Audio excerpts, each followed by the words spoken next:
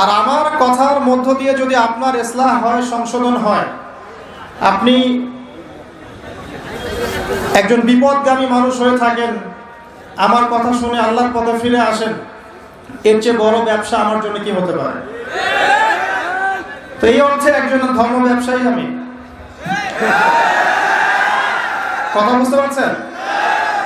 একটা হাদিসে আছে, নবী সাল্লাল্লাহু আলাইহি ওয়াসাল্লাম সহিহ মুসলিমের হাদিসে বলেছেন, এখানকার উলামায়ে কেরাম সবাই হাদিসটা জানেন, আমি জানি, কেউ যদি কোনো মানুষকে হেদায়েতের পথে ডাকে, যে কেউ এই উম্মত মুহাম্মাদের মধ্যে কেউ যদি কোনো মানুষকে হেদায়েতের পথে ডাকে এবং তার আহ্বানে সেই ব্যক্তি আল্লাহর পথে ফিরে আসে, এই ব্যক্তি সারা জীবনে যত আমল করবে এই আমলের একটা অংশ সেই ব্যক্তি পাবে যে তাকে আল্লাহর পথে ডেকেছে।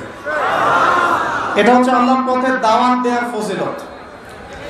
আপনি যদি আল্লাহর পথে মানুষকে দাওয়াত দেন, নামাজের দিকে, সুন্নতের দিকে, কোরআনের দিকে, ঠিক আছে, জিকির আজকারের দিকে, পরিপূর্ণ ইসলামিক শরিয়ার দিকে আপনি মানুষকে যদি দাওয়াত দেন, আর মানুষ যদি আপনার দাওয়াত কবুল করে পথভ্রষ্টতা ছেড়ে দিয়ে ইসলামের পথে চলে আসে, তাহলে এই মানুষগুলো সারা জীবন যত নেক কাজ করবে এই নেক আমলগুলোর একটা অংশ আপনি পাবেন।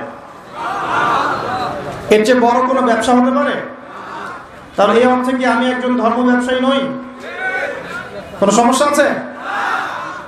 এটা তো ভালো, উত্তম, কল্যাণ। এবং এর চেয়ে বড় ব্যবসার কি হতে পারে?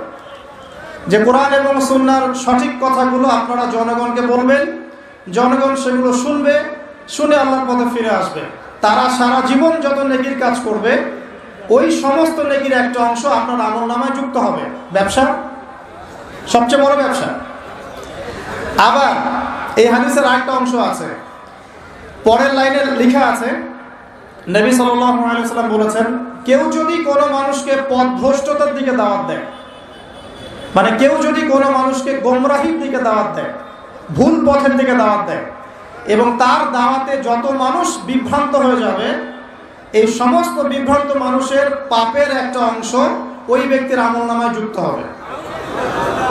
তো এখানে রিস্ক আছে। ইসলাম নিয়ে যে কথাটা বলতে যাব তার পিছনে দলিল প্রমাণ থাকতে হবে, এবং দলিলটা হতে হবে কোরআন এবং সুন্নাহ থেকে। এরপরে আপনি কথা বলতে পারেন, কোনো সমস্যা নাই। তাই যতটুকু জানি এতটুকু বলবো, যেটা জানি না সেটা বলবো না, ঠিক আছে? তো আমি এসেছি এই ব্যবসা করতে আপনাদের সাথে, যে আমি কিছু কথা আপনাদেরকে বলবো ইনশাআল্লাহ, এর মধ্যে যেগুলো সহিহ, বিশুদ্ধ, কোরআন এবং সুন্নাহর সাথে মিলে যাবে, আপনারা সেগুলোর প্রতি আমল করবেন তো ইনশাআল্লাহ?